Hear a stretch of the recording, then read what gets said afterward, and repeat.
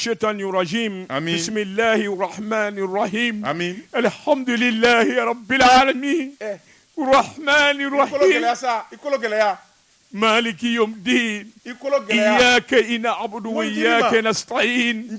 اهدنا الصراط المستقيم صراط الذين أنعمت عليهم الخير المغضوب عليهم ولا الضالين آمين.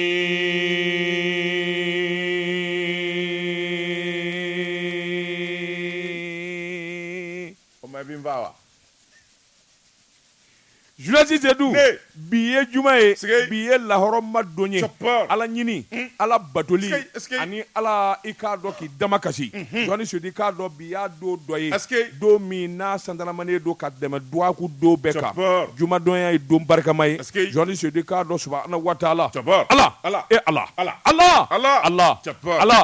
e min ye anw da e min ye mɛlɛkɛw da ka jinɛw da ka wurudanaw da ala e min ma ye ala e min kuma k'a jiginna alikuranɛ kɔnɔ n'i ye mahamadu ca anw ma ala e min kumana tawurita kɔnɔ n'i y'a di nabila musa ma k'a ci anw ma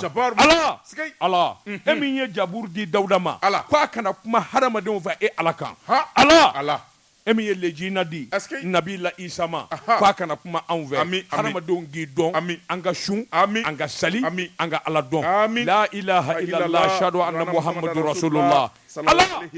e min ye mɛlɛkɛ 990 da ala e min ye jinɛ 990 da ala dande kasi la ala an minnu bɛ nin jamana in kɔnɔ min ye mali ye ala anw y'an dama kasi la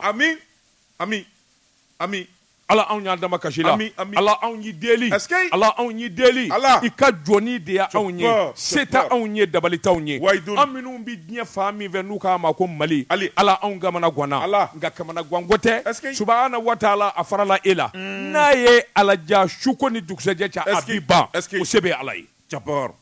ala hinɛ anw ka jamana na anw ka jamana kisi ala anw ka jamana tanga ala anw ka jamana bɔ bolo la ala hɛrɛ sɔrɔ an ka jamana kan don anw ni kojugu cɛ don anw ni an bɛ siran fɛn min ɲɛ ala don an n'u cɛ ya ala o k'i ka ala bonya kama a kɛ ya rasulullah mahamadu kama a kɛ maka ni madinɛ kama a kɛ kuresiw barika kama njirima joni Ibrahima Jawara Stone a ka sa jaga a ko k'i ka t'i ni yɔrɔ minɛ a la jaga yanni ka taa jaga minɛ n bɛ n dɔgɔnin wele a tɛ telefɔni yɛrɛ ta bilen Jawara maliyɛn tugur a bɛ ne ka kɛ maliyɛn lɔn ye i tɛ décourage bilen i décourage bilen mais o tuma jamana in gɛlɛyara sa ala Jawara ba maa minnu b'an sɔn minnu bɛ hinɛ an na ala olu sɔn ala u sɔn i ka dɔ fara u ka limaniya kan ala anw y'i deli mali de kan ye malidenw de ye deli ala gɛlɛya b'a anw ka jamana kan ala n'a si dɔnnen tɛ a dibi fara ka bɔ anw n'o gɛlɛya cɛ an k'a ɲɛdɔn ala dabali min k'an ka tigɛ fɛɛrɛ min k'an ka tigɛ k'a kunbɛn ala o dabali d'an ma ala anw ka jamana faamaw minnu b'anw kunna bi ala e yɛrɛ de ko kuranɛ kɔnɔ i kumakan don fa'alun lima yuridun e ala de ye walekɛbaa ye fɛn na fɛn min ye min laɲini maa minnu bɛ fanga na bi e ala ka latigɛ don yelen mɛn'u ɲɛ hakili ɲuman d'u ma ala sira ɲuman jir'u la jamanadenw hinɛ d'u la ala anw ka jamana den kɛnɛya hami bɛ min na o ka hami wuli bana bɛ min na o ka bana ban ala nafoloko bɛ min na nafolo d'o ma cɛ tɛ min fɛ muso tɛ maa min fɛ n'o haminen don la n'a gɛlɛya b'a kan ala a bɛ wuli cogo min na e ala de b'o dɔn ya ala ya ala ya ala ya ala jɔnsi sedu an bɛ kalo min na kalo barikama don an bɛ kalo min na n'i ye hami fɔn fɔ latigɛ k'a dama jira ala la jɔnni sodi k'a dɔn alahu taala b'a sankɔrɔta n'i ye wari di fantan ma n'i ye hinɛ kɛ ni sunna ni salila an karamɔgɔ baara y'a fɔ an ye yan i k'a dɔn danda baraji la ala an ye wuli ka jɔ minnu kɛ an ye sun minnu kɛ asura kama ala ka barika ye a kɛ dugawu ye an ma ala maa minnu k'an ka jaga bɔ ala amin ne ko jaga bɛ di maa min ni maa min ma i y'a darula dɔn wa ayi i kanu b'a gɛlɛ i sigi ɲɔgɔn gɛlɛ i balima gɛlɛ wala fanda baara ye nin den fɔ yan dɛ ni hakili ka di hakila i m'a jɛ dɛ ne ko anw ni jaga minɛni man kan wa ne ni e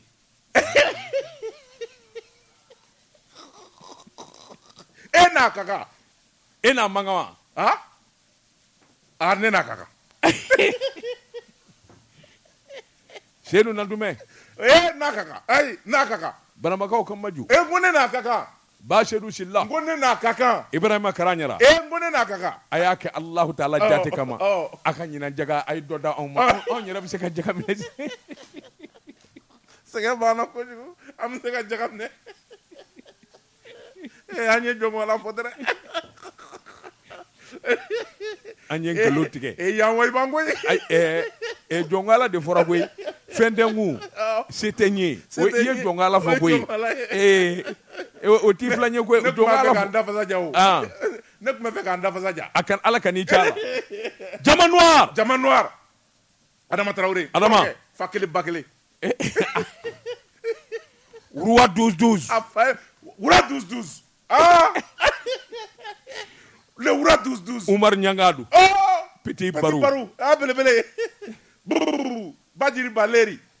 Johnny n tɔ ma kɛ i tɔ ma jumɛn ne tɔ ma kɛ Seydou Dia ye maa saba de Mali la n ko fɔlɔ la o de la Johnny Nandume ayi ba Seydou Sila ba Seydou Sila est-ce que u ka hinɛ u bi hinɛ ka kɔrɔ Seydou Dia ye maa saba de Mali la Johnny Seydou Nandume ba Seydou Sila ani journaliste Seydou banna tɔ bɛɛ ye sɛku ye il retire cette phrase là comment ça e bi Seydou wɛrɛ dɔn non n ko toi là tu vas trop loin Seydou tɔw i ye min fɔ sa o man ɲi a fɔ Seydou tɔgɔ banna nin na o ɲɛna nka a tɔ ye nin ye i ye nani kɛ dɛ olu y'anw dɔnmaw de ye sa n'o tɛ Seydou y'anw saba de i ye kuma laban min fɔ i retire la phrase Sɛku n bɛ fɛ ka min fɔ maa bɛ maa kɛ sɛku ye n bɛ fɛ ka min fɔ Seydou tɔw y'anw dɔnma de ye n'o tɛ Seydou ta ye saba de ye Joël Seydou bɛɛ k'i tɛgɛ kɔrɔta A'udhu billahi minash shaitanir rajim Allahumma salli ala sayyidina Muhammadan abduhu rasuluhu Allahu la la ilaha illallah la ilaha illallah ashhadu anna Muhammad ikolo gɛlɛya sa ba me ɲangi de e ɲinɛna ba me quoi cɛkɔrɔba kunnandi a den kelen-kelen bɛɛ bɛ se ka miliyari kelen d'i ma bi a den kelen-kelen ko piɲɛne de t'ale denw na fantan t'a denw na a bɛɛ sɛbɛkɛla Ala ye cɛkɔrɔba in sɔn dɛ a bɛɛ sɛbɛkɛla wa ne terikɛ Seguni a ye dɔɔnin kɛ o don nka a ma diya den dɔɔnin ma ɲɔgɔn ye bawo kɔɲɔ don a ye dɔɔnin kɛ n'a ma ɲɔgɔn ye ba Ala k'an ka bato minɛ subhanallahu la ilaha illa huwa a ye Fatiha minɛ ami alhamdulillahi rabbil alamin kɔrɔba minɛ Joni El Hadji Mohamed Ba Jara duwawukaw ka belebele n bɛ n ka misi sɔrɔ jaabi tigi a fɔra k'i ka t'i ka misi minɛ sa ou bien i bɛ mun kɔ ou bien a k'a di ne de ma tuguni wa ne kɔni t'a dɔn b'a sɔrɔ cogo min bilen a ko i ka taa ayiwa walima i k'a wele a ka maa ci ma ou bien ni o man di ye i ka ne ci tuguni numéro di yan n bɛna numéro d'i ma n k'a fɔ antenne na ayi n'i y'a fɔ antenne na dɔ kana t'i yɛrɛ kɛ daba ye Dankɔrɔba fɛn min ye Asura ye kɛnɛ ɲɛnamayana tabarakala duwawu minnu kɛra jamana ye duwawu ninnu u jɔyɔrɔ yera sabula fɛn min y'anw ka armée ye seba minnu n'a y'a sɔrɔ a n'a ɲɔgɔnna minnu bɛ yen n'o ye kɔlɔsitigiw ye minnu ye silamɛya dunkew ye Ala teriw u bɛ ka duwawu min kɛ jamana ye duwawu in bɛ ka minɛ sabula Mali bɛ ka bɔ a jugu la ɲɛdɔnna min tun bɛ ka kaana a bɛ ka ban dɔɔnin dɔɔnin an bɛ Ala fo k'Ala barikada ka Ba Jara k'a barikada diinɛ ɲɛmaa fɛn o fɛn ye wuli ka jɔ kɛ Asura la k'a bɛɛ lajɛlen barikada Suala Bayaya Haidara i k'a dɔn Siribeka a ka foli bi yan i y'a bani Alimu i y'a bani i k'a dɔn Afizu Kuranɛ i y'a bani min ye Asayid Usmani Madana Sherif Haidara Basaden Bale n'Ala ko min ka kɛ maa t'o wuli i k'a dɔn ka taa se Haruna Sangare i k'a dɔn min ye dankɔrɔba ye n'o ye Ɲɔrɔ Sirokɛ Buye an ka foli b'a ye ka taa se Ɲɔrɔ min ye Amadu Hadi Tal Cheikh Omar Foutiyou Kunavale an ka foli b'a ye Dili Cheikh Aba denw Tamani i k'a dɔn an ka foli b'u ye nin bɛɛ lajɛlen ye kuranɛ haya tigi ye min ye Baba Ama kan Jalo Sirimoribo denkɛ a bɛ wolo ka bin Dili an ka foli b'u ye kana ɲinɛ dɛ Joni Dankɔrɔba dalen bɛ Segu a tɛ taa a tɛ maa ci Seko Lasana Kane Seko Lasana Kane n sigi ɲɔgɔn kun don n b'a dɔn an ka foli b'a ye a ka mukadamu filo ye kulu sanfɛ jɔnni Sabukaw ka Seydouba i burankɛ Seydouba n burankɛ kɔni an burankɛ Seydouba mukadamiya n bɛna minɛ a la o min b'an jɛ a ɲɛnabɔ n tɛ a na bɛ ka bɔ hiji la hali minɛnw ma warakaba n burankɛ ayiwa n y'a to yen Jonti Seydou i bɔra ka kuma gɛlɛn fɔ n k'i hakili jigin telefɔni cira ma ni ka n ladɔnniya juge cɛ 4 bɛɛ jamana in kɔnɔ a bɛɛ lajɛlen to a ye Seydou olu ye Seydou ye wa u tɛ Seydou ye juge 4 a bɛɛ Seydou juge Seydou il y a 4 juges qui sont Seydou olu ka Seydouya bɛ cogo di ne kun ye nin de fɔ wa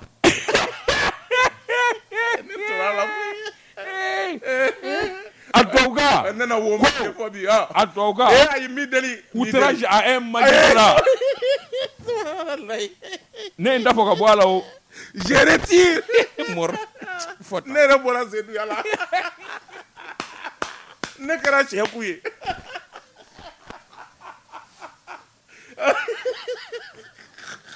fata kɛra Sɛku ye u k'a ta cɛ ni daga di kojugu i bɛ ɲinɛ den magistrat bɔra fɛn min na ala ma mɛn il y a des magistrats qui s'appellent Seydou n'i ko Seydou tɔgɔ banna n ko n bɔra la a y'a basé Allah wa ne yɛrɛ Sɛku kuma ɲɛna sisan kuma de ɲɛna Seydou tɔw b'u la koyi kun ɲɛna o Jonti Seydou ne bɛ n bolo bugɔ ka don n bɛ bɔ ni sɛbɛn ye sɛbɛn min n'u k'a ma ko l'indépendant o don maa min ye sɛbɛnni in kɛ a tɔgɔ de ko Ablaye Jara Jonti Seydou maa min ka baara mana kɛ kaburuse ye n'i bɛ balo la i sigiɲɔgɔn ma bana o t'i bali ka taa ayiwa Ala ka nɔgɔya d'a tigi o ye tiɲɛ ye Jonti Seydou k'a dɔn an bɛ don min na ko bi Ablaye Jara ko direction de l'information des relations publiques de l'armée u k'o de ma ko DIRPA u ka kunnafoni diso de ye kunun ko alamisa u ye kunnafoni di kɛ tabarikala kunnafoni di min bɛ tali kɛ ka ɲɛsin bamanjɛ wale kɛbaw ani min dalen bɛ k'u sɛgɛrɛ min ye finitigilakaw yɛrɛ bɛ wuli ka jɔn ni cɛsiri min na jamana kɔnɔ Jonti Seydou k'a dɔn ka se k'a bɛɛ lajɛlen ɲɛfɔ sabula armée ka baara dogo ni dogo banna kɛnɛkan jalaki don ni min kɛra o de bɛ fɔ Jonti Seydou k'a dɔn dogona t'a la bɛɛ ɲɛ de bɛ da kɛnɛ kan a ko min ɲɛ an ka armée yɛlɛmaba de donna na sabula fɔlɔfɔlɔ dogo ni dogo de tun bɛ armée la hali ni minan sanna a bɛ dogo Jonti Seydou k'a dɔn tile banna a ko n'i hakili b'a la min ye abɔ DIRPA colonel Solomani Danbɛlɛ a ka fɔ la Jonti Seydou k'a dɔn n'i hakili b'a la jo kalo tile 21 tɛmɛnen Bamanjuw kun ye hiri kɛ an ka jamana kan sabula i k'a dɔn donda caman de bɛ yen u y'a kɛ tile kelen k'a kɛ bamɔ ye Jonti Seydou k'a dɔn Douanzan Koro Seware min ye Bafo Jonti Seydou k'a dɔn Kati ani Sokolo u ye nin bɛɛ lajɛlen kɛ don n'a dugusɛjɛ u kun b'a fɛ ka fɛrɛ ma dɛ nka Ala ma sɔn Jonti Seydou k'a dɔn an ka sɔrɔdasikulu min ye kunnafoni dili ye o de kɛra sababu ye ka kɔn u ɲɛ min b'a to u ma se ka tiɲɛni ba kɛ Jonti Seydou hali o fana bannen i k'a dɔn ɲinɛ ma kɛ sabula sɔrɔdasiw bɛ wuli ka jɔ la anw bɛ da ka sunɔgɔ la su fara tile kan Jonti Seydou k'a dɔn duguba tɛ yen dugu mangani de yen u taara ka min mɔmɔ a ko Kati kɛlɛ in bannen kɔfɛ sɔmin kɛra k'a fɔ dɔw yɔrɔla ka don dugu kɔnɔ Kati yɛrɛ ani Bamakɔ Jonti Seydou k'a dɔn su fara tile k'o bɛ mɔmɔni na sɛbɛnnikɛla ko yadɔ a don a ma ja sabula i k'a dɔn min ye ayiwa Bamanji maa 48 ye o dara joli la Sokolo o don kelen min ye ɲɔnɔmara ye cɛ 10 Bamanji la u y'olu fana daji Jonti Seydou n'i y'a ta k'a lajɛ nin wulikajɔ ni cɛsiri maa 60 walima maa 80 kɔ 58 Jonti Seydou k'a dɔn o bɛɛ lajɛlen de fara ayiwa jamana camancɛ bolo ani bɔda la sɛbɛnnikɛla ko min ye tesi n'o ye Gawo mara ye kɔsɛ in na i b'a dɔn awa firinga dɔ fana kɛra ye sɛbɛnnikɛla ko i k'a dɔn keguya bolo kan ani kunnafoni yɛrɛ dibaliya ani janfanjuguba de tun bɛ ko in na jɛjugu bolofara min bɛ yen n'u k'a ma ko EIGS olu de bɛ ko in ju la Jonti Seydou Ala m'an kisira Ala ka hinɛ an ka cɛ 42 o ni tora la kɛlɛ tɛ taa nin kɔ Jonti Seydou k'a dɔn sabula u tun b'a fɛ ka tiɲɛni min bolo da Jonti Seydou k'a dɔn Ala ma jɛn n'a ye u nana bi k'a ka mugu kunyanfɔlɔ bɔlen be jɔn sodi k'a dɔn jama fankelen fana taara firi duguladenw kan sɔrɔsiw nana jateminɛ k'a ye k'a fɔ anw bɛ yan dugudenw de kama olu ni kɛnɛ kama jɔn sodi k'a dɔn u ye kaa t'u bolo ni ka sɔrɔ ka taa dugu kɔnɔ minnu bɛ dugu kɔnɔ u y'olu susu jɔn sodi k'a dɔn ka sɔrɔ ka laban kana kaa kɔnɔ minnu bɛ k'olu fana susu cɛ 30 ni 7 k'o dajira o yɔrɔ bɛɛ minnu ɲɛnama minɛna dandow fana na sɛbɛnnikɛla ko tesiti kɛlɛ o bɛ sɛbɛn tariki la nka siga kɔni tɛ min na jɔn sodi k'a dɔn tesiti awa mankan in bɛɛ lajɛlen b'a dɔn janfa b'a jukɔrɔ sabula labɛn minnu kun kɛra ani sɔnni minnu kɛra kunnafoni dibaliya kunnafoni sɔrɔbaliya awa ɲɛmaaso ani sɔrɔsikulu ni ɲɔgɔn cɛ o de nana ni gɛlɛyaba ye sɛbɛnnikɛla ko sabula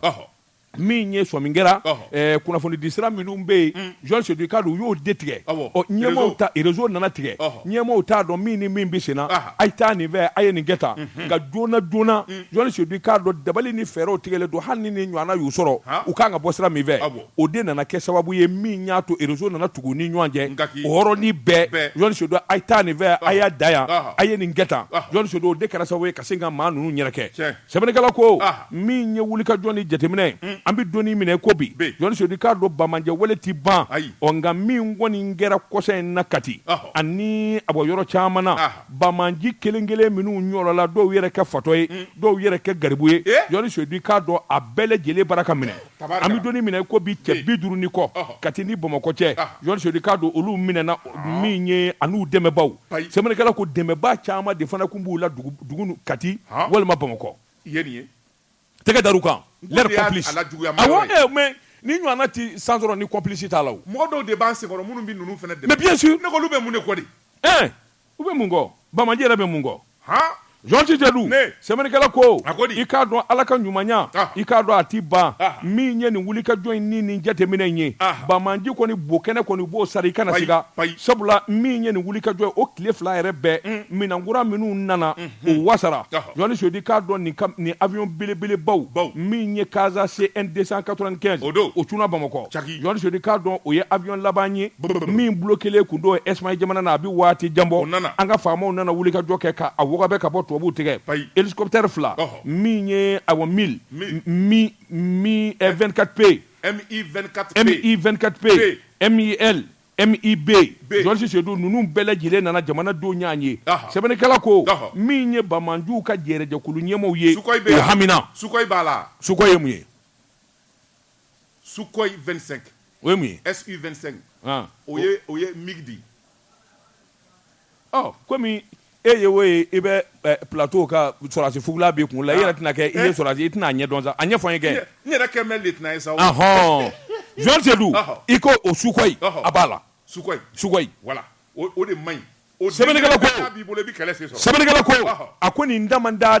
ye mɔgɔ hakili sigi jɔn sodi an bɛ donni min na ko bi jamanadenw kan k'u kɔnɔ jɛya ka sɔrɔdasikuluw dɛmɛ a ma fɔ marifati la nka kunnafoni dili maa suɲɛ dɔ filɛ n ka so dɔ filɛ taa ka segin la yan nin ye dunan ye jɔn sodi o kunnafoni dili o bɛ kɛ sababuba de ye jamana yɛrɛ ma nin kun ye sɛbɛn ye an ye min bɔ l'indépendant kɔnɔ a ka bi bɔli la Dabatungara ne bɛ n tɛgɛ don min bɔ ni sɛbɛn ye an ko min ma le point Fasiriba n'o ye Aside Jape nin ye ale ka sɛbɛn ye a ko MONUSCO MINUSMA e ko fɛn min y'a bɛɛ lajɛlen ye u gɛnni dayɛlɛlen tɛ wa sabula fɛn min ye MONUSCO ye o ye Kɔngokaw ka jɛkulu min bɛ n'o bɛ Nations Unies tɔgɔ la k'u taalen bɛ bɛɛ ɲini yenkaw wulilen b'u nɔfɛ fɛn min ye kuma caman ye o b'u nɔfɛ sɛbɛnnikɛla ko waati laban in na fɛn min ye MONUSCO ye u ni Kɔngokaw karila ɲɔgɔn na dugu min bɛ n'o ye Kongo Kinshasa ye wulikajɔ caman kɛra ye u ka daga yɛrɛ dɛ ka taa dakolonji k'a filenkolonji k'a minɛ bɛɛ lajɛlen cɛ ka bɔ sɛbɛnnikɛla ko a ko n'i y'a ta k'a lajɛ jɛkulu min bɛ n'o ye Kongo jɛkulu ye n'o ye M23 ye sɛbɛnnikɛla ko o de bɛ ka wulikajɔ kura kɛ sisan fɛn min ye Kongo ye ni ka guerre kura daminɛ san 20 Kongokaw bɛ kɛlɛ la kɛlɛ yɛrɛ de nege bɔr'u la se u b'a fɔ u ka jamana a ɲɛtaa ka sabati u jo nka fɛn min ye janfajugu ye danna juguya ani fɛn min ye jijukɔrɔsaya ye MONUSCO ale de b'o la Kongo o kɛlen bɛ sababu ye Nations Unies ni ka mangoya Kongo kadenw ɲɛ u ko fɛn min ye taa kana taa la Nations Unies a ka sɔrɔdasi minnu bɛ yen n'o ye MONUSCO ye u ka taa teliya la ka b'u ka jamana kan sabula u nafa foyi t'olu kan ni tɔɔrɔ tɛ sɛbɛnnikɛla ko a ko kɛlɛ nana wuli k'a jɔ kɛlɛ in yɛrɛ senfɛ MONUSCO yɛrɛ ɲinibaatɔ u nana mugu ci in kɛra sababu ye fɛn min ye ye maa 3 fo ka se maa 5 ma u y'o fa Kongo ni ka dɔ sɛbɛkɔrɔ jogi Mali ta ɲɔgɔnna tɛ ya o do kɛ u ye min kɛ Gawo awɔ sɛbɛnnikɛla ko a ko n'i y'a ta k'a lajɛ fɛn min ye mɔnisogo ye a ɲɛmaaw kɔni kɔnɔ guwanlen bɛ a ma ɲɛ min kɔ u y'u ka minɛnw jɛ ni k'u teliw ka t'u sigi dugu fan dɔ fɛ sɛbɛnnikɛla ko a ko min n'o kɛra mɔnisogo la o ɲɔgɔnna de labɛnnen bɛ Mali ta in kama n'o ye MINUSMA ye MINUSMA u gwɛndɛ don a ti mɛn sabula denmisɛnjɛkulu minnu bɛ n'o ye Yɛrɛwolo Debout sur les remparts olu yɛrɛ ye sɛbɛnni kɛ ka lɛtiri ci ka taa f'u ye koyi k'u k'u ka minɛnw bɛɛ cɛ janni 22 septembre cɛ n'o ma taa ni ko y'u sɔrɔ u y'o laɲini wa k'a ɲini Mali faamaw fɛ Assimi Goïta premier ministre Choguel Kokala Maïga ministre de la défense fɛn min ye CNT ɲɛma Maliki Diawo k'a ɲini u bɛɛ lajɛlen fɛ u bɛɛ k'u jeni ɲɔgɔn fin joona janni 22 septembre cɛ MINUSMA k'a ka kosow a n'a ka kasaw cɛ an garala ɲɔgɔn na sɛbɛnnikɛla ko a ko n'i y'a ta k'a lajɛ Mali ani Kongo o kɛlɛkɛcogo tɛ kelen ye sabula tukɔrɔma ninnu Kongo la olu dusu ka teli olu kɔni sina ka wuli sɔgɔmada kelen ka hi k'u kan n'u ye tamasiyɛn o tamasiyɛn u b'a bɛɛ lajɛlen kari Mali t'o kɛ nka Mali bi kangarida de kɛ n'i ma kangarida kan mɛn an bi ko da i kan min ka jugu ni Kongolɛw ta ye sɛbɛnnikɛla ko an bɛ don minɛ ko bi jamanakuntigi bolo ɲɛsinen b'ale ma MINUSMA ka mandat min n'a kurayara Mali t'a fɛ a ka MINUSMA gɛn sabula n'i ye Faransi gɛn n'i ma kukala gɛn i m'a gɛn fɔlɔ dɛ wa MINUSMA ale de nana Faransi ka minɛnw kɔnɔna na o tuma teliyala takuba gɛnna cogo min ambassadeur gɛnna cogo min n'o ye Joël Meyer ye MINUSMA ka porte parole Olivier Salgado min ye koloka la k'a fɔ ale gɛnna cogo min RFI ni France 24 di datugura cogo min MINUSMA fɛnɛ ka gɛn o cogo la k'u ka base bɛɛ lajɛlen datugu ka bɔ Mali la o de bɛ na ni lafiya ye sɛbɛnnikɛla ko a ko an bɛ don min na ko bi nin de ye jamanadenw ka yeta ye wa ni ɲuguɲugu min wulilen filɛ nin ye fika foyi t'a la nin fiɲɛ kɔni a bɛ taa ni MINUSMA ye kunnafoni filɛ nin ye an ye min zalo ka bɔ le point kɔnɔ a ka bi bɔli la Joti Zedou ne Jeka Pip k'a ka feerefɛnw lakodɔn nɛgɛ kanɲɛ 12 sera Bamako k'a fɔ jiginɛw ka bonyamasegi bɛ aw ye Jeka Pip Daba Tunkara n bala cogo bɛ di Joti Zedou ni maa min ma ɲɛ sufɛ kundi kɔ i b'i janto i tulo 2 la Jɔnni Sodi k'a dɔn n bɛ bɔ ni sɛbɛn ye sɛbɛn min n'u k'a ma aujourd'hui min ye sɛbɛnnikɛbaa ye a tɔgɔ de ko Alhaji Abe Haidara sirifukɛ ko Jɔnni Sodi k'a dɔn den mana ja ayiwa maa min ye ka tɛmɛ jobaatɔ kan suya ko b'i kɔnɔ a ko min ye jamana sugu bulon de ye i k'a dɔn a bɔ fourniture de quittance d'imprimé sécurisé min n'a bɛ trésor to a la san 2023 a sugu buloko graphique industrie ani bitar impression olu kun ye wulikajɔ kɛ ayiwa sariya bunna ko kan Jɔnsi Sedi k'a dɔn u m'a sɔrɔ u y'u jalaki ni k'a bɔsiw la ko in dira maa min ma u k'o de ma ko société Golden Service Jɔnsi Sedu i k'a dɔn a bɔ 1,200,000 bɔɲanko a wari bɛ taa so o ma sɛbɛnnikɛla ko in yɛrɛ dun kɛra cogo di a ko n'i y'a ta k'a lajɛ cakɛda min bɛ yen n'u k'a ma ko CRD ani ARMDS olu de faso ka cakɛda ye minnu bɛ sugu bulon ko jateminɛ sabula autorité de régulation des marchés publics Jɔnni Sedi k'a dɔn o n'a ɲɔgɔnna ani délégation des services publics o bɛɛ o de ko fɔ Jɔnni Sedi k'a dɔn jamana o b'u jamana dɛmɛ a ko n'i y'a ta k'a lajɛ graphique industrie bitar impression i k'a dɔn ka taa fara Golden Service nin cakɛda 3 de y'i kan bɔ sugu bulon in nɔfɛ Jɔnni Sedi k'a dɔn tuma min ayiwa ni jaabiw nana bɔ a fɔra ko Golden Service o ye wari min fɔ o da de ka nɔgɔ ka tɛmɛ tɔ 2 bɛɛ lajɛlen ta kan o tuma min ye ayiwa jamana ka cakɛdaw n ye min f'i ye CRD ani ARMDS olu nana yamaruya di sa k'a fɔ min kɔni ye nin hakilina in ye a ka di Golden Service ma Jɔnsi Sedu usine tigi ani jagokɛla ye kelen ye wa sɛbɛnnikɛla ko ayiwa ko in balannen b'o yɔrɔ de la tiɲɛ don ni sugu bulon bi di jateminɛ bi kɛ jateminɛ min bi kɛ o de ye wariko ta fa ye ne ko k'e b'a di 100 ni ne ko n b'a di 600 ne de n'a sɔrɔli ka kan sabula ne ka wari ka nɔgɔ Jɔnni Sedu nka min b'o kɔfɛ yalima minan min n'o kofɔra yalima minan ɲuman don wa a tigi bɛ se k'a dilan wa Jɔnni Sedi k'a dɔn ɲininkali bɛ nin yɔrɔ in de la a ko n'i y'a ta k'a lajɛ datuma in Jɔnni Sedi k'a dɔn a bɔ sɛbɛnfura min kan ka dilan a fɔra ko sécurisé a nganamu n'a sɔnni barika ka bon minnu yɛrɛ b'a baara dɔn n'o ye graphique industrie olu y'a jira k'a fɔ olu ka ban ani ka t'u ta da bɔgɔ jeninen kan kun min b'a la a dɔnnen don sabula nin ɲɔgɔnna fɛ n'i ma ɲɛ a dilanli kɔ fo k'a sɔrɔ a dilan mina de b'i bolo n'o ye usine ye kelen papier min kan ka don a la Jɔnni Sedu o yɛrɛ sɔrɔli k'a dilan k'a labɛn i bɛ kalo wɛrɛ k'a la nakura bi sho boda don bon les services ko ne nous de jago kala o de ya voilà usine tigi donné te wa usine tigi ou donné do voilà problème ni don graphique industrie alu tumota voilà bitar impression on vla des usines tigi mais c'est ça soyons sérieux dans ce pays je dis c'est d'où il ka don ere ka jatemine mi nye graphique industrie olu ko ba ke million keme wolofla ni ko bitar fana no manja je dis di ka don ni nga ba ke million keme fla mina je dis yelma mina nyumando wa ou cheka janyona ça veut dire qu'il y a anguille sous roche. Mais non, mais c'est ça le problème dans ce pays. C'est pas clair. Bon, ni n'ingla la sisa. Mi professionnel au bas la sanjama. Bitar de kunta ke korolea. Bitar ni graphique industrie. Graphique industrie disons. Tumota. Oui. Allez de kumba ke korolea. Allez de baké. Il a parlé de combien de millions? Madon 700 et quelques 700 et quelques millions. Voilà. Ni nane hala klanjete faut aclarer 200 millions. 200 millions. C'est du faux. Bon, et regarde. Mais on ga jamana ma kala no ngwani ne ma do bitaromi. Est-ce que c'est sécurisé? Est-ce que c'est de la qualité? Est-ce que Abina Dia di wati là? C'est ça le problème journaliste c'est nous. C'est ça. Soit ni vérificateur général na wuli ka fo ni marché mingera manya karata borata et c'est les mêmes problèmes qui vont retomber. Bon quitansi dunde manamana ko e de bi war la do trésor. Mais je te dis Sebenarnya ko akwa mi doni mina ko bi joni se Ricardo jando nyera la koroko kadi jamana aka wuli ka joni chesiri graphic industry ni bitar olu bele jele ko ndaru tada bogo jenneka nga halibi nunu bi da geleya de la ka fo wari de kan nogo joni se du faire do e da nogo nga nyumande ni munye sebenye anyami mbo aujourd'hui kono aka bi bolla D'abord, tu vas me citer que nous avons un endroit. Quand nous avons do kaboni sebanye angomi ma le soir de Bamako. Parce que ba no Youssouf Konate ni ya ka sebanye. Youssouf ko ako fe menye farama fe unye olu de binywangi yoro do. Sinezibu ani UNTM u Karle Menywana. Docteur Abdou Malé ani Yakuba Katle u ye nywanjo abi. Sebena sebe munu no lu kagole. Sebenikala ko ako UNTM nyama no Yakuba Katle akunye sebenike kachi ministre du travail ma fonction publique dialogue social ma ka fo aye sebe dota no ye arrêté aka bela jele annulé jona ko ale bi kalo kelen dama de dama no ye utu kalo ye ultimatum sebenikala ko ako ni ata kalaje arrêté mimbi kofo arrêté mbi talige école maîtrise mata ani kele olu tali jamana yere ka fonction publique la munun gumi kala ke sanve kalanzo dowla Sebenikala ko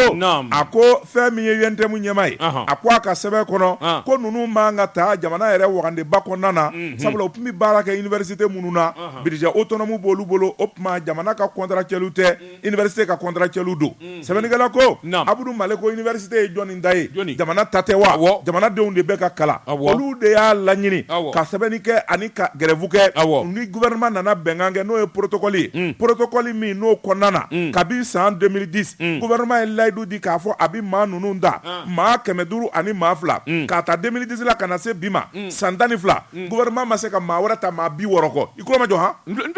maa 60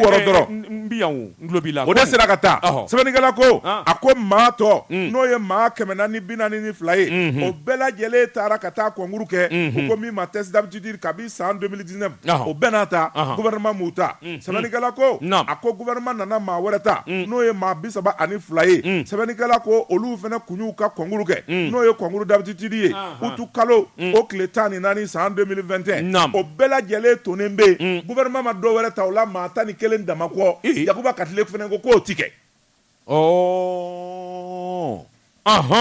Sebenikala ko wara damado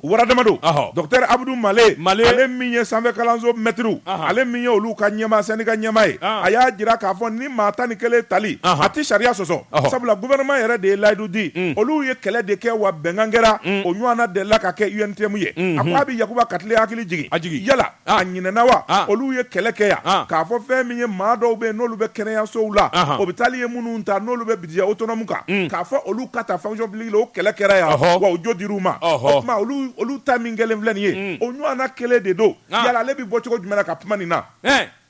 olu ye faso nabɔ wa u ma faso nabɔ ayiwa naam Abdou Malé ko a ko Yakuba Katle ma a bɛɛ n'a ta k'i cogo dɔn ni maa min ka kulusi woso ale don i kana yɛlɛ jɛya yiri la n'o tɛ i lebu bi bɔ a ko a bɛ cakɛda min kunna n'o ye conseil économique social et culturel ye jamana fanga don fangaso don ale man k'i t'o la ka kɛ UNTM ɲɛmaa ye ko yala a munna a ti démissionner ma kalan n ka kalan tɛ nin n ka kalan tɛ nin yɔrɔ in kɔrɔ. Ayiwa u kalan ni nama tɛ wa nin bɛɛ kalannen de b'a fɔ u kunkolo ka ci. Yakuba Katele kɛlɛ tɛgɛrɛ a bɛ kodɔn dɛ. Abdou Malé fana kalannen don dɛ. Abdou Malé i b'a dɔn ko docteur Abdou Malé professeur de l'université. Usuba Dama don. Sɛbɛnnikɛla ko arrêté minnu bi fɔ Abdou Malé ko a ti annulé bi a ti annulé sini ni yɔrɔ Yakuba Katele ja ka ti tala kali ye olu ka maa tan ni kelen taara o sigi mɛ ka maa 442 tɔ kɔnɔ. A kɛra kɛlɛ ye. Kunnafoni bɛ nin ye an ye min salo ka bɔ le soir de Bamako kɔnɔ a ka bi bɔli la. Journaliste Seydou bɛ n bolo bugɔ kan don. A don. N bi bɔ ni sɛbɛn ye sɛbɛn min n'u k'a ma ko glaive. Journaliste Seydou. O ye Muruba ye. Bamuru de don wa. Journaliste Seydou Bamuru. Journaliste Seydou ni a bɛrɛ taa ni y'i jugu ka fini ye i ɲi kan na i bi siran a ɲɛ. Journaliste Seydou k'a dɔn wulikajɔ bolo kan min ye Lamini Jara ka fɔ ye a ko juraw i k'a dɔn u ka jɛrɛkulu dɔ bɛ yen u ko min ma patronat. Journaliste Seydou k'a dɔn a bɔ faamubaliya ani gɛlɛya bɛ ni ka don ni ɲɔgɔn cɛ sabula kɛwale dɔw bɔra ka kɛ bi Journaliste Seydou a kɛn bɛ kamana gan ye a ko n'i ye juraw ka jɛrɛjɛkulu in da k'a lajɛ a bɛ cakɛbada damada de fɔ. Journaliste Seydou k'a dɔn min ye ɲɛmaaso ye a delila ka kɛ Journaliste Seydou k'a dɔn minnu ye ɲɛmaaso kɛ i k'a dɔn ko laban nana fara ɲɔgɔn kan min ye k'a kɛ jɛkuluba kelen ye o de nana kɛ sababu ye k'a kɛ CNPM in ye Musa Bala Kulubali Cɛman Kulubali fa o y'a ɲɛmaaya kɛ cɛman i bɛ n ko n tɛ t'i kɛ don fara la n tɛmɛ n'a kɛrɛfɛ a ye cɛkɔrɔba malo bɔndala dɛ i bɔndala wa tɛmɛnin ye Musa Kulubali karata Masasi don Masasiw tɛ fili ayi u bɛ se ka ko bi échapper de mais ça revient toujours n'i ye n ka maa dɔgɔya n b'i ta dɔgɔya dɛ n ye n ban. Journaliste Seydou sɛbɛnnikɛla ko a ko Musa Bala Kulubali Isaka Jara Dosolo Tarawele min ye Mahamad Borge Touré Babɛn Sandara Allah Babɛn Sandara ninnu kelen-kelenna fɔ filɛ nin ye nin caman binnen don nin taara lahara ninnu ka tile la wulikajɔ ani cɛsiriba de kɛra Journaliste Seydou k'a dɔn juraw ka bɛn nka an bɛ donni minɛ ko bi gɛlɛyaba de nana don a jɛkulu la Journaliste Seydou k'a dɔn ɲansama ani ɲɔgɔn buruja o kun min ka k'a ɲɛmaaya ye Journaliste Seydou kabini o kɔni kɛra i k'a dɔn juraw labanna u ni jamana ɲɛmaaso nana fara ɲɔgɔn kan an ka nin ko in jɔ sabula ni bɛnbaliya bɛ yen an ka camancɛ fanga dɔ sigi min kɔni na ɲɛnɛ wolomali kɛ sarakisɛw ani taabolo kuraw ni k'olu boloda Journaliste Seydou k'a dɔn o de kɛra sababu ye min ye Conseil national du patronat du Mali CNPM Journaliste Seydou k'a dɔn u ka kalo 3 walima kalo 6 di jɛkulu min sigira i k'a dɔn u ka se ka wulikajɔ boloda min b'a to gɛlɛyaw bɛ ban i k'a dɔn a ɲɛmaaya a dira Juwaramɛkɛ ma Soya Golfa Journaliste Seydou k'a dɔn ayiwa kabini avril tile 2 san 2022 bureau kura in sigira cɛkɔrɔba kɔni bɛ wulikajɔ la nka kɔsa in na sa kɛwale minnu bara ka kɛ ani a taama minnu bara ka kɛ bɛɛ lajɛlen kamana ganna yalima Soya Golfa ka bureau yalima a yɛrɛ hakili bɛ tuguni min ye maakɔrɔ 2 in ye wa minnu kun bi kɛlɛ la ɲɛmaaya in nɔfɛ yalima u t'a fɛ k'u 2 bɛɛ de nin bɔ a la wa awɔ dunan fɔra jatigi kɔ misi fa biriba la hawla wala quwwata illa billah sabula mo so minedu Journaliste Seydou k'a dɔn a collectif de groupement ani a conseil national des régionaux Journaliste Seydou k'a dɔn olu kɔni zo min na k'a fɔ wulikajɔ kura min bolo dalen don bureau provisoire in fɛ Soya ka bureau fɛ u ka wulikajɔw ni kɛwale minnu bara ka kɛ u bɛ ni ka sumaya kow fɛ dɛ sabula a fɔra kalo 3 kalo 6 u ka sarakisɛ bɛɛ lajɛlen fali ka yɛlɛma kuraw don ani ka senkura di ayiwa cakɛda in ma Journaliste Seydou k'a dɔn olu yɛrɛ kɔni e k'u taara k'u nama dunan fɔlɔ wa foyi ma kɛ kalo 3 dama dira u ma san 1 foyi ma kɛ e u t'a fɛ ka taa Journaliste Seydou dɔw kɔni ko i k'a dɔn ɲɛmaa kura kɔrɔ fila min bɛ yen minnu kun bɛ kɛlɛ la e k'u t'a fɛ ka kulu ni a jaje bɛɛ de nin bɔ ko in na wa kana ni maakura ye wa sɔnko nin kelen don o de la o janfa min labɛnnen don Jɔn Sedu k'a dɔn a kɛn bɛ kura ye min ye hakilina kuraw ye ni jɛkulu minnu ni y'o f'i ye olu de kɔni nana sɛgɛsɛgɛli boloda sa olu b'a fɛ ka tabali gosi ka ko in yɛrɛ ɲɛdɔn sabula Jɔn Sedu k'a dɔn an bɛna min kan a taara ka ko ye u bɛ maa siran a ko n'o tɛ ayiwa min ye juraw ye Jɔn Sedu k'a dɔn an bɛɛ ye nafolotigi ye an bɛɛ ka dahirimɛ b'an kun o biro sigi man ka kɛ gɛlɛya yɛrɛ ye non moi je propose une solution cette fois-ci laquelle kulu ni jaje ka fara ɲɔgɔn kan ka soya fana gɛn ka bɔ yen non ça va être c'est une transition aw bɛ se ka na o éterniser cogo di n bɛna solution min aw bilara ko a k'a ɲɛnabɔ non aw ko k'a k'aw yɛrɛ ye n bɛna min f'i ye ce qui va se passer finalement le gouvernement va prendre tout en main mais c'est clair ni gouvernement ye a b'u bɛɛ bɔ yen sisan ka na n'u ka bureau o tuma ne ko ni gouvernement nana n'o ye cadre bɛ se ka commerçants gérer bon ça c'est o ye baara bannen o gouvernement bi fonctionnaire dɔ ta sisan k'o nommer k'o sigi bon et tout le monde va perdre u mago sara et tout le monde va perdre n'o kɛra sisan non c'est-à-dire que jɛkulu dɔw bɛ yen moi j'aime pas attendre élection oui consensus c'est tout chambre de commerce min kɛra conseil na conseil malien des chargeurs patronat chambre des mines CMTR c'est-à-dire que élection man ka kɛ ninnu na quoi c'est des milliardaires wari b'a bɛɛ bolo ka mɔgɔ ta min man ka ko gérer mais o bɛ taa kɛ élection ni ɲɔgɔn sama ye pour quelle raison fantanw kana bɛn mais waritigiw yɛrɛ waritigiw fana ka dɛsɛ si ka juru tɛ si la nin ye dangajugu ye jamana in kɔnɔ koyi politikimaw ka élection kɛ kana bɛn aw fana nafolotigiw ye wo ye élection ɲɔgɔn sama na AEM ka muru ni BC ta ɲɔgɔn o bi ɲɛ mais a banna baw cɛkɔrɔba silamɛtɔw mais pour quelle raison mun élection ko de kɛra yan non ça va pas u kan ka sigi ka kuma ka bɛn c'est pas normal bon anw jagokɛla an bɛɛ n'a kan an bɛ karisa ta ko non n ko n'i kɛra nin ɲɛma ye ciden de ye o tuma ala ɲɛsiranya taara min bon c'est compliqué an na kɛ ko wɛrɛ b'a kɔnɔ han mais min kɔni bɛ yen ko wɛrɛ bɛ sɔrɔ a kɔnɔ anw tɛ min dɔn mais je te jure kalo sabanikɛlaw olu ko k'u tɛ taa jɔyɔrɔmɛ cɛkɔrɔba ko u kɔni u bɛ yen fɔlɔ dɛ k'ale yɛrɛ b'a ka retraite ta ye nin kun ye sɛbɛn ye an ye min bɔ banburu kɔnɔ a ka bi bɔli la ne bɛ n tɛgɛ don o bi kɛ min bɔ nin sɛbɛn ye an ko min ma le soir de Bamako wula Faseriba n'o ye Laya Jara ye nin y'a ka sɛbɛn ye Laya ko Baba Pamanda na wariba hôpital di point G million 800 vérificateur général ko a taara o wo sɔrɔ ye directeur général Ilo Jalo ale ka kɛsi kɔnɔna na a tuma olu tɛ pikiri kɛ bilen yan ayi olu bi sɔrɔ mubara de kunun sa n b'a f'i ye cakɛda dɔw bɛ yen n'olu sɔmina wari la baara tiɲɛ baara banna dɔgɔtɔrɔ filɛ lɔgɔlikaramɔgɔ filɛ non wariko mana don olu ka baara la dɔrɔn c'est baara tiɲɛna baara tiɲɛnen de y'o ye hôpital di point G ko yɛrɛ kabi Charles Fo ni Mamadi Sissoko bɔra ye hôpital ko banna voilà Charles Fo colonel Charles Fo bamanan ka cɛ sa ala n ko n'i ye Charles Fo tɔgɔ fɔ dɔrɔn n bɛ n ka cɛ jɔlen Seydou Tarawele bamanan colonel Charles Fo bamanan de dimina ko f'a ka kɛ sɔrɔdasi fa in kun ye sɔrɔdasi ala ka hinɛ u bɛɛ la k'a bɛ taa ancien nɔ na k'ale bɛ taa ancien nɔ na a taara Charles Fo ye maître da disi la normalement disi fiyɛ normali 62 bamanan avait 18 geninkala cuisse tour le normal c'est 32 bamanan cuisse il avait 12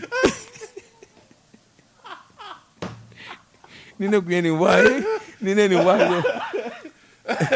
ala cɛ duman taara lahara Seydou Tarawele walayi cɛ duman ba ala ka saya ma ka lafiya ye ni ne kun ye nin wa ma a bɛ se k'a fɔ ko dɔw bɛ yen ko pikiri olu sen tiɲɛ Allahu akbar a tasara nam sɛbɛnnikɛla ko hôpital di point G a b'a tɔgɔkɔrɔ bolo sabula hôpital in kɔni dɔɔni u nana fɔri k'a fɔri dɔɔni fo ka na hôpital in firi pe a ko an bɛ don min na ko bi fɛn min ye surfacturation ye fɛn min ye 100 ye k'o feere 1000 k'o diyagoya bɔ kɛsu kɔnɔ o de bɛ hôpital di point G la bureau de vérificateur olu yɛrɛ de wulila ka taa sɛgɛsɛgɛli kɛ u ye rapport min bɔ u ye million 800 wo de ye fɔlɔ u ma tila sabula u ye sɛbɛn dɔw ɲininkali kɛ o ma d'u ma fɔlɔ u sen dalen b'o nɔfɛ ni k'o ɲɛɲini i n'a fɔ groupe électrogène ani oxygène minnu bi don banabaatɔ gɛlɛnw na nin bɛɛ lajɛlen surfacturelen don i nalen n'i ka banabaatɔ ye a bɛ gara la a ninakili ferekelen bɛ a bi sa wa a bi balo i t'a dɔn olu bi sin k'a surfacturer ten awɔ u tɛ hinɛw la hawla wala quwwata illa billah lazim sabanikɛla ko a ko syndicat minnu bɛ n'olu b'a kuma fɔ n'u ma min mite ka taa Kulikoro u b'o mite ka t'o sigi pan kan fɛn min ye gouvernorat o kɔnɔna na kamalen dɔ bɛ yen ko Fuseni Kulubali ale tun ye syndicat ɲɛmaa ye ale ye ko in gɛlɛ kɛ k'a kɛ a bɛɛ la ta ka kangari d'aw ye a t'a dabila ka lasɔmini d'u ma n'a m'a dabila u bɛ taali bi jɔ dɛ u nana ka na bɛnbɛnbɛn ko la ka sin k'o mite ka bɔ laboratoire kɔnɔ ka t'o sigi gouvernorat la ko ka taa ye o taar'i sigi gardien kɔrɔ o bɛ tewuli de la gardien fɛ yen un médecin il est master 2 en microbiologie la hawla un médecin mais ça ni foutaise de ale n'u t'a fɛ k'a ye u sina ka mite gouvernorat la il parle trop que il parle trop nam a taara sigi pan kan un laborantin o bɛ taa mun kɛ gouverneur ka bureau kɔnɔ a sigilen bɛ pan kan ye hali sini Allah sɛbɛnnikɛla ko a ko n'i y'a ta k'a lajɛ maa wɛrɛ minnu bɛ yen n'olu bɛ sɛndikaya kuma fɔ don o don burujali don o don lagosili wa kolokalamaa dɔw de b'u bolo u taalen bɛ olu fana labɛn k'olu kɛ sɛndika ye ni sɛndika sɛbɛn tuma na i b'o kolokalamaw ye arajo ni télévision ni réseaux sociaux kan dɔɔnin bɛ d'u ma u b'o bila u kun dɔrɔn u bɛna tɔ ninnu lagosili daminɛ i y'a ye wa a bɛ ta de c'est ça oui sɛbɛnnikɛla ko vérificateur général ale ye wuli ka jɔ kɛ ka taa jateminɛ kɛ million 800 a y'o wo de ye a ko an bɛ don min na ko bi Jakarta kelen kelen min ye 260,000 ye u y'o feere o bɛ taali ma 140,000 a den 50 non au marché jara Sugunikura ni Point G cɛ pap nam groupe électrogène min ye million 20 million 30 u y'o facturé million 80 k'o wari bɔ o bɛ taali kun nin n'a damanda c'est le comble hein sɛbɛnnikɛla ko so dɔ bɛ yen n'o ye bâtiment ye u ko k'o ka jɔ k'o ka lakuraya fɛn min ye ingénieur ye min bɛ ka baara kɛ n'o ye min fɔ o b'o gɛ n'a ye devis min kɛ o b'o gɛ nin da i ka ne ta in di ne ma o fana nana ka na baara daminɛ wari bɛrɛ tɛ ka d'a ma a bɛ ka gɔn a kɔ baara teliya don dɔ o nana yiri don so kɔrɔ ka birikiw yɛlɛ ko a bɛ so bili fiɲɛnin dɔ sinna ka ci ten immeuble nani kɛ dugu ma bula ne ko Asimu bɛ min de Asimu kan ka t'i jɔ u jigi dɔ ka bɔ Point G k'i jɔ ni marifa de ye k'u ɲini k'u dalakala k'a bɛɛ ɲɔni ka bin dingɛba in kɔnɔ wɔrɔnfilɛso fura fɛn o fɛn b'a la o y'o de ye e m'a dɔn ninnu y'anw fa directeur n'a ka dafu wa mais je t'ai dit directeur de don ni nin kuma in ye tiɲɛ ye non vérificateur général de taar'i bolo d'a kan Ala sɛbɛnnikɛla ko a ko don n'a nataw la nin ko in yɛrɛ kan ka di kiiri tigilamaw ma waati dɔ sera sa jamanakuntigi ani jamana marabaw minisiri min bɛ kɛnɛyako kunna nin bɛɛ lajɛlen ka wuli ka jɔ kɛ hali minisiri yɛrɛ ka wele k'a ɲininka sabula cakɛda tɛ se ka nin ɲɔgɔn na tiɲɛniba kɛ minisiri sigilen kɔrɔ i ma DG wuli ka bɔ yen i ma dugumama wuli ka bɔ yen i bɛ dɔ kalama a la bon n bɛ min kɔni f'i ye ministre de la santé muso in Jean Sodi k'a dɔn Ala deli b'a bolo dɛ barika min bɛ muso in na wa cɛ in ka ko banna muso in tɛ kɛlɛkɛ o ilo wa ministre de la santé tɔgɔ muso in sa fɛn ne t'a dɔn e tɛ ministre de la santé dɔn ayi non Jaminatu ale de bɛ yan bon tu as quelque chose contre cette dame là non a tun tɛ fɛn na n k'ale de tun bɛ e bi Mali faama tɛ dugukolo sanfɛ i tɛ min dɔn ne t'e dɔn wa n'ale tun bɛ caisse malin de bon Jaminatu elle va prendre les mesures contre ce directeur là je te jure ale ma tɔgɔ ɲuman d'a la CMSS la dɛ n'i dalen don ale la Jaminatu bɔndala sa i tɛ bɔndala ni ɲɔgɔn na silamɛ bɔ ko bɔndala tɔgɔ ɲuman b'a la Jaminatu ɲɔgɔn na ministre bɛ bi yan elle est claire comme l'eau de roche bon mun na dɛ e kɔni n'i ma munumunu sɔrɔ yɔrɔ min bon javal n y'a kunu o de da ka di la nin mun ye sɛbɛn ye an ye min salo ka bɔ le soir de Bamako kɔnɔ daba ye Mali k'a tɔ fɔ n tigɛr'i la Jɛ ka pub k'a ka feerefɛnw lakodɔn Canal Plus ka san 30 saba tun wala san wulilen don bi ye juma ye kow ka ca nka san min bɛ ka suru zeni ni ɲɔgɔn ko famana kana Bamakɔ dɛ. Ne yɛrɛ kɔni ɲina sa bɛɛ ma da la ni nin sa bara kana cogo min a bɛɛ la kana te Bamakɔ. Fo ka fa bɛ kɛ dibi ye. Ala k'an da k'ala kunna jɛ. Ya Rabbi Ala k'an ni silamɛw kisi. Ami. N bala cogo bɛ di. Joti Seydou ne bɛ n bolo bugɔ ka don. N bɛ bɔ ni sɛbɛn ye sɛbɛn min n'u k'a ma le soir de Bamako Bamako wula. O don. Sɛbɛnni kɛba a tɔgɔ de ko Mahamadu S Tarawele. Mahamadu S Tarawele ko. A ko di. A k'i k'a dɔn jamana ti ja ni ko ma nɔgɔya. Jamana yɛrɛ tɛ nɔgɔya fo juraw k'u bolo jigin. Jɔnni Seydou k'a dɔn wulikajɔ bolo kan. Dunfɛn ani minfɛn gɛlɛyara fo k'a fɔ a to ten. Jamana dun bɛ yɔrɔ min bi ko caman de bɛ minnu galasɔlen don ɲɔgɔn na. Minisiri min bɛ jago kunna Mahamudu Uldu Mohamed Jɔnni Seydou k'a dɔn a ye tabale gosi kununko donikɛla kibarumaw jamana ɲɛmaaso bɛ wulikajɔ min na i k'a dɔn cɛsiri min na a ka se ka dɔn jamana denw fɛ minisiri min n'a bɛ nafolo kunna minisiri kunnandi Alifuseni Sanu a fana tun bɛ kɛnɛ kan Jɔnni Seydou k'a dɔn gouvernement bɛnna fɛn dɔ de kan ani juraw ani sanni kɛbaw ani feere kɛbaw Jɔnni Seydou k'a dɔn bɛnna fɛn dɔ de kan min bɛ se k'a to gɛlɛya in bɛ duga cogo min ka bɔ jamana kɔnɔ fɛn bɛɛ lajɛlen gɛlɛyara minisiri Mahamudu Uldu Mohamed Jɔnni Seydou k'a dɔn a ye ɲɛfɔli kɛ sugubulo yɛrɛ bɛ cogo min diɲɛsɛgɛ naani Bunaku sanfɛ nkalon t'a la fɛn caman de gɛlɛyara diɲɛ fan bɛɛ lajɛlen na Jɔnni Seydou k'a dɔn o tɛ nkalon ye ngo n'a ta bɛɛ Mali ani jamanaden mago bɛ se fɛn minnu ma n'o ye dunfɛnw ye ani balofɛnw Jɔnni Seydou k'a dɔn sɔngɔ min fara l'olu kan a y'i da don o la jamana gouvernement b'a kalama ngo n'a ta bɛɛ Mali bɔra gɛlɛya caman de kɔnɔ gɛlɛya minnu kɛra sababu ye ayiwa Mali yɛrɛ ni ka fɛn caman jɔri o de la gouvernement ye wulikajɔ kɛ wulikajɔ min bɛ kɛ sababu ye fɛn caman ka nɔgɔya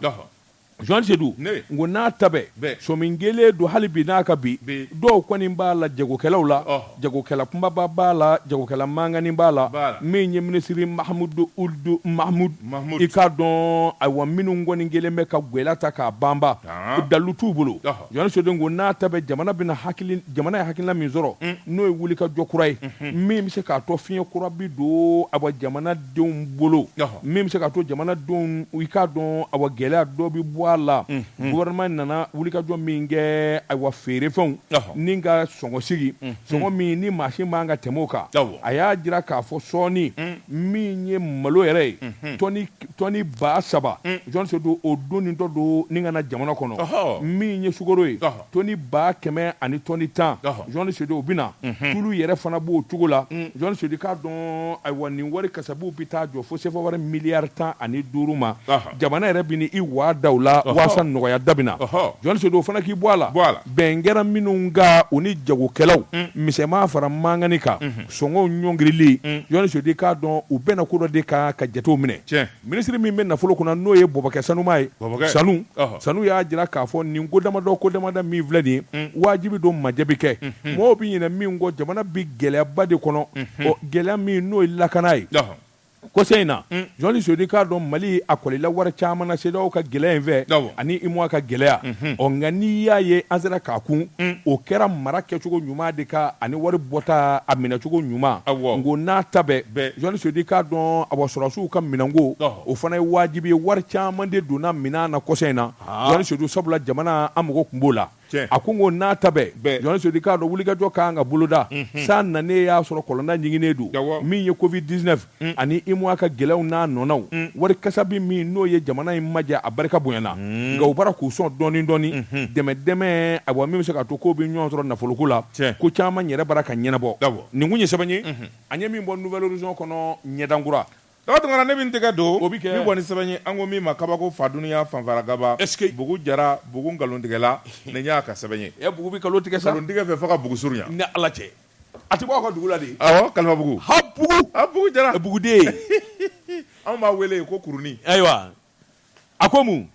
sɛbɛnnikɛla ko a ko fɛn min ye nin cɛ in ye ni juguya da ye nin da ye a yɛrɛ furumuso ka taa ni furumuso in kɔni sɔrɔ kungo kɔnɔ ni k'a ba dɛbɛ walo ni muru ani bese ka taa k'a fililen to yen Allah sɛbɛnnikɛla ko a ko février kalo san 2019 Katibugu ale min bɛ Mande commune rurale fɛ nin ja in dɔ de ko Bukadari Traoré san 60 si yɛrɛ jɛlen bɛ koyi nɛgɛ kaɲa taa waati fɛn min kɔni ye keleya yɛrɛ bolo ma dɛ a kɛlen filɛ ka wuli ka jɔ kɛ a furumuso ni ka taa lajaba sɛbɛnnikɛla ko a ko mankan de nana don ani furumuso in jɛ n'o to a ye Adamu Keita ye Adamu ni Bukadari kɛlɛ kun tɛ dɔwɛrɛ ye Bukadari kɔni bi keleya o ka jugu Damɛ ta ye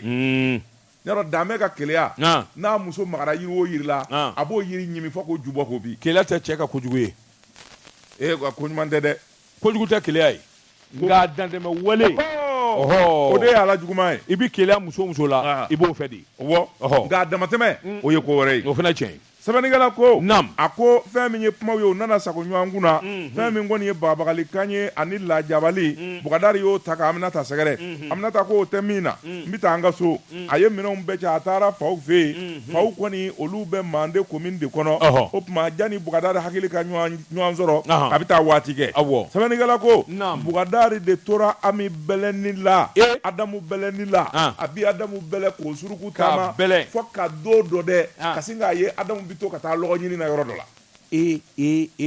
sɛtɛnɛ tulonkɛra la Keleya Banji a sina k'a ka bese de ta k'o siri a ka nɛgɛso la ka bese in daja ŋaɲa Adamu kɔni bɛ kungo de kɔnɔ a ka denkɛni yɛrɛ n'o ye Bukadari yɛrɛ denkɛ san 5 o bolo minɛlen bɛ Adamu bolo a sina ka bɔ tu kɔnɔ fakasa k'i ɲɛsin Adamu ma e bɛ ne janfa n b'i faa bi Adamu kɔnɔ ko tulonkɛ don bese dajalen b'a bolo n'a ko caki basi bi sari la Adamu kulera i nanfa a y'a jigin a kan dun Allah ka tila k'a jigin a kan Allah a n'a fa koyi bilakoronin min tora o y'i sendigi a ye muru de kɛ ka Adamu pɔcɔ k'a cɛkɛcɛkɛ k'a cɛkɛcɛkɛ ka taa k'a fililen to yen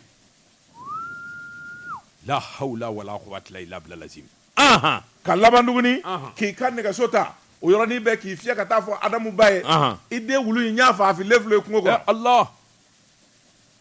o tuma ka tunu ko kabi san 2019 a ye nin kɛ Ala de farala Adamu kan maa dɔw de ye kulekan mɛn olu de nana ka Adamu dɛmɛ o y'a sɔrɔ a fa mɛ basi la a kɛra cɛ in kɔnɔ ko a san bɛɛ olu taara n'a ye Obitani Gabriel Touré la olu ye fɛn bɛɛ lajɛlen kɛ fo dɔgɔtɔrɔ bɛ ɲɔgɔn sɔsɔ a kunna Ala ni wuli ka jɔ ani cɛsiri Adamu ma to bana in na nka fa bɛɛ kɔni kɛra muruda ye Adamu yɛrɛ a kɛra maa fiɲɛtɔ ye sɛbɛnnikɛla ko Adamu kisira nka cɛ min ye nin kɛ n'o ye Bukadari Traoré a ɲinina ka dɛsɛ kolokoso cɔ ɲɛ ma se ka d'a kan